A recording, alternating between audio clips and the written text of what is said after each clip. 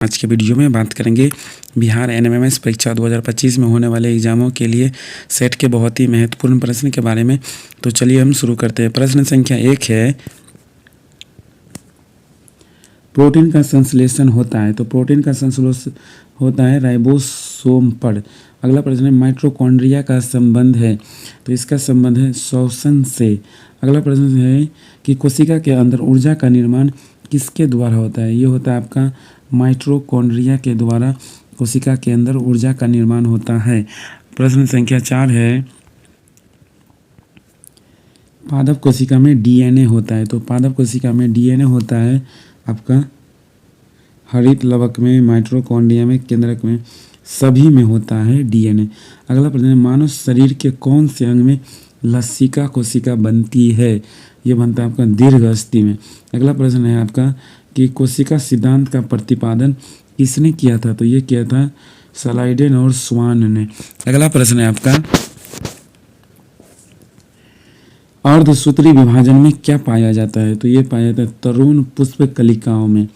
अगला है, एटीपी का निर्माण होता है। एटीपी का निर्माण जो है वो होता है आपका माइटोकॉन्ड्रिया में।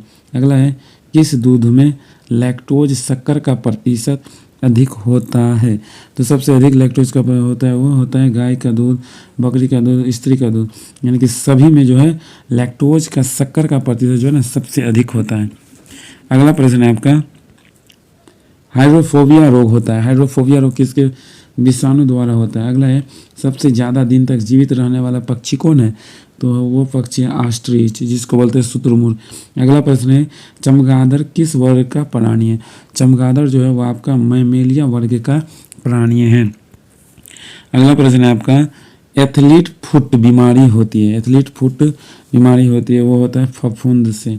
अगला प्रश्न है कि लीची में खाया जाने वाला भाग है। एरिल है, एंडोकार्प, एपिकार्प की मेजोकार्प। इसका सही जवाब होगा एरिल जो है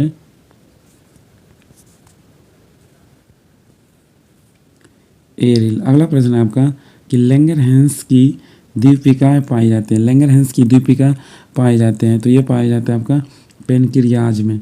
अगला प्रश्न है आपका, रुधिर परिसंचरण तंत्र की खोज करने वाला प्रथम वैज्ञानिक कौन है।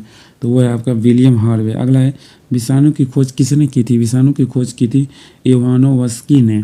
अगला प्रश्न है आपका कि कुत्ते के काटने पर वायरस के द्वारा जो रोग उत्पन्न होता है वह क्या कहलाता है। वो आपका कहलाता है हाइड्रोफोबिया।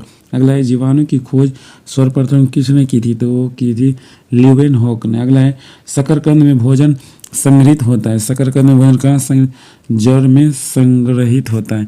अगला प्रश्न है आपका, हल्दी के पौधे का कौन खाने योग्य हिस्सा है। तो हल्दी में खाने वाला हिस्सा है वो है आपका परकंद। अगला है, लिम्फोसाइट रक्षा करती है।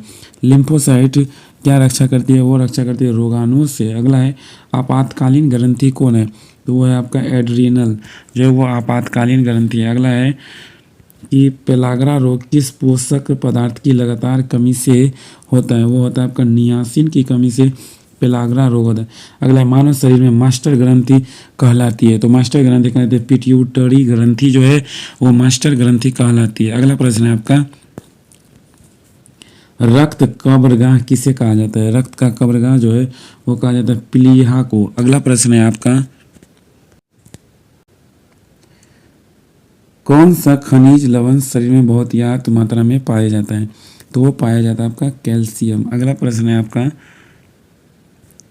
लड़का पैदा होगा जब। लड़का कब पैदा होगा भाई। तो जब XY गुणसूत्र होगा तब लड़का पैदा होगा। अगला है, स्तनधारियों में मुख्य उत्सर्जी पदार्थ कौन है। तो मुख्य उत्सर्जी पदार्थ है यूरिया। अगला प्रश्न है, श्वसन दर सबसे कम होती है। श्वसन दर सबसे कम होती है निद्र में, खर्राटे भरते समय, जब आप नींद में रहते हैं और खर्राटे। अगला प्रश्न है, न्यूक्लियस की खोज किसने की थी। तो वो किया था आपका रॉबर्ट ब्राउन ने। अगला प्रश्न है आपका, अंतर्राष्ट्रीय जैविक कृषि फर्म संस्थान कहाँ है। वो है आपका पेरिस में। अगला प्रश्न है, भारत का केंद्रीय औषधि अनुसंधान स्थान कहाँ पर स्थित है। तो वो है आपका लखनऊ में। अगला प्रश्न है आपका, फेफड़ों में रक्त पहुंचाने वाला अंग कौन है? तो फेफड़े में पहुंचाने वाला अंग वो है आपका दायां अनालिन। अगला है रक्त का कौन सा कण जीवाणु से रक्षा करता है? तो वो करता है आपका श्वेत रक्त कण WBC। अगला प्रश्न है आपका वायुमंडल में भारी गैस कौन सा है? तो सबसे भारी है आपका CO2 कार्बन डाइऑक्साइड। अगला प्रश्न है आपका मनुष्य के शरीर की सबसे छोटी अंतःस्रावी ग्रंथि कौन है? वह है आपका पीयूष ग्रंथि। अगला प्रश्न है एक स्वस्थ मनुष्य के शरीर का ताप कितना होता है? तो वो होता है आपका 98.6 डिग्री फ़ारेनहाइट। अगला प्रश्न है आपका कि मानव शरीर को कितने निकोटिनिक अम्ल की प्रतिदिन आवश्यकता होती है? 15 ग्राम निकोटिनिक अम्ल की प्रतिदिन आवश्यकता होती है एक मानव शरीर को।